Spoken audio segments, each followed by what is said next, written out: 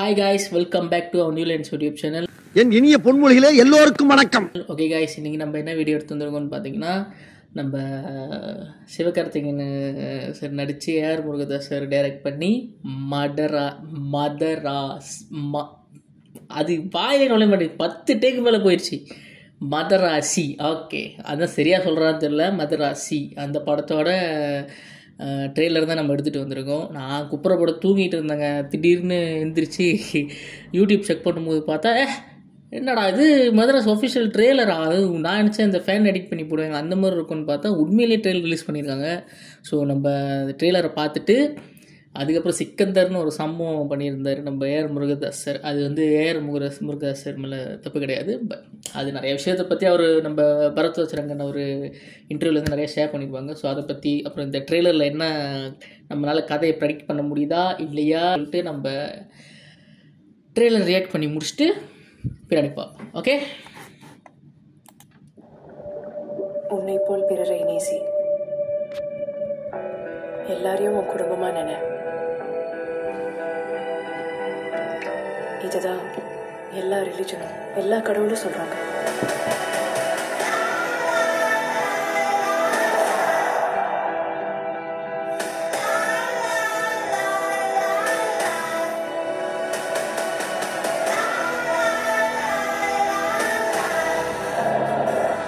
தமிழ்நாட்டுக்கு 6 cargo drugs ஃபுல்லா local மீடி legal guns வந்துட்டு இருக்கு.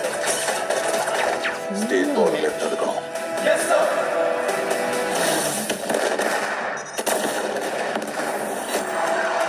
ஹீரோயின் செத்துருவாங்களா? இல்லம்மா, மூளைதான். அவன் ஒண்ணு நினைச்சிட்டான்னா அதை முடிக்கிறதுக்கு எந்த எக்ஸ்ட்ரீமுக்கு வேணாலும் போவான்.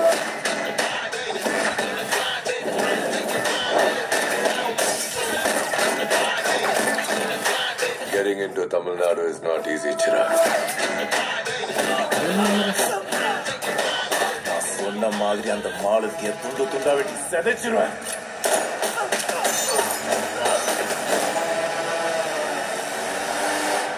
முடிஞ்சா தொடரா.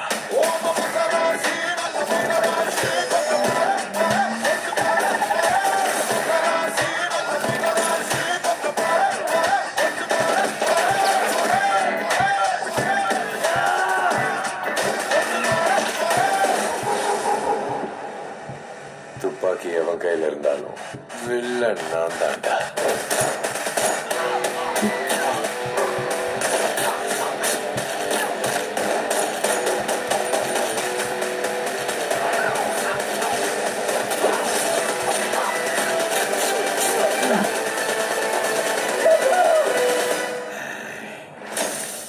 இது என் ஊரு சார், நானும் கூட நிப்பேன். செப்டம்பர் 5.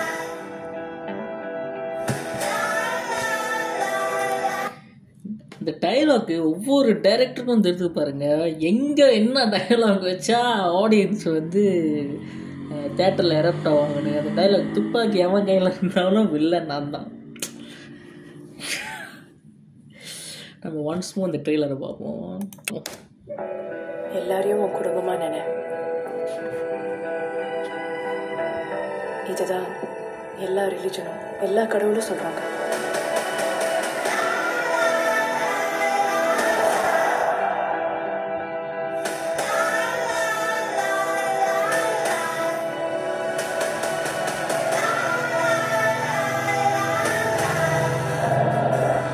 தமிழ்நாட்டுக்கு 6 கார்கோ ட்ரக்ஸ் ஃபுல்லா லோக்கல் மீடி லீகல் கன்ஸ் வந்துட்டு இருக்கு. ஸ்டேட் பார்டர்ல எடுத்துக்கணும்.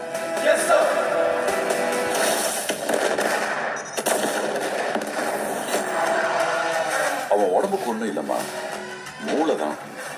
அவன் ஒண்ணு நினைச்சிட்டான்னா அதை முடிக்கிறதுக்கு எந்த எக்ஸ்ட்ரீமுக்கு வேணாலும் போவான்.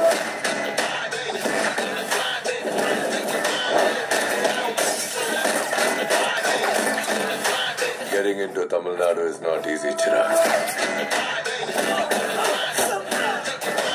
நான் சொன்ன மாதிரி அந்த மாலுக்கு துண்டு துண்டா வெட்டி செதைச்சிருவேன்.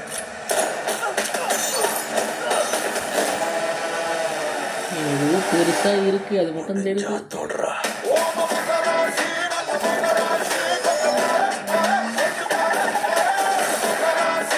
ஸோ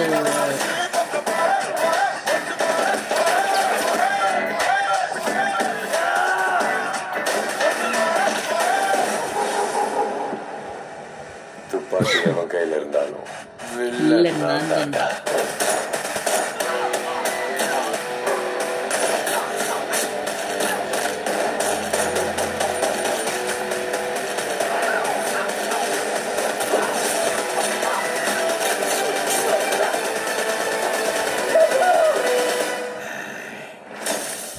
இது என் ஊர் சார், நானும் கூட நிற்பேன். ஐ திங்க் சிவகார்த்திகேயன் வந்து ஏதோ ஒரு தற்காப்பு கலையை அவர் ஏன்னா அவர் சண்டை போடுற மெத்தட் எல்லாமே வந்து இந்த நார்மல் ஃபைட் சீன் இருக்கும் தெரியுமா, விஜய் சார், அஜித் சார், அப்புறம் நார்மல் ஃபைட்ஸ் அந்த மாதிரி இல்லை, எல்லாமே வந்து ஒரு டெக்னிக்கோடு இருக்காங்க அவர் ஃபைட் பண்ணுறது எல்லாமே. ஐ திங்க் கதையை மீன் ஏஆர் முருகதாஸ் சொல்லியிருக்காரா தெரில, எங்கேயோ ஸ்பெக்குலேஷனாக என்னன்னு தெரில, எனக்கு எங்கேயோ கேள்விப்பட்ட மாதிரி இருக்குது. மெதராசி, அதாவது மெதராசின்றது வந்து இந்தியாவில் வந்து சவுத் நார்த், எனக்கு தெரில சரியா தெரியல, சவுத் நார்த். ஆனால் நார்த்தில் இருக்கிறவங்க சவுத்தில் இருக்கிறவங்கள பார்த்தா இல்லை தமிழ்நாட்டில் இருக்கிறவங்கள பார்த்தான்னு தெரியல, மதராசின்னு தான் சொல்லுவாங்க. ஐ மீன் அவங்க நார்த்தில் இருக்கிறவங்க, தமிழ்நாட்டில் இருக்கிறவங்களா இல்லை சவுத்தில் இருக்கிறவங்க எல்லாத்தையும் பார்த்தா சொல்லுவாங்க எனக்கு தெரில, ஆனால் அப்படி தான் சொல்லுவாங்க மதராசி அப்படின்னு சொல்லி.